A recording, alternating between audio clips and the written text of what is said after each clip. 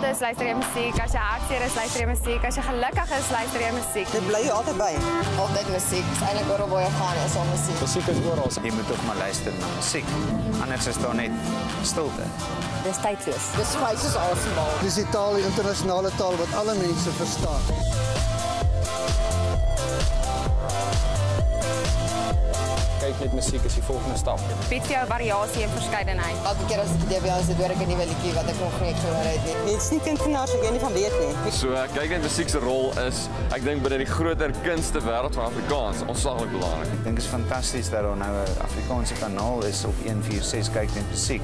Waar alle Suid-Afrikaners heeltyd daai voorreg het om musiek te geniet. My musiek. My musiek. My musiek. Dus My musiek. My musiek.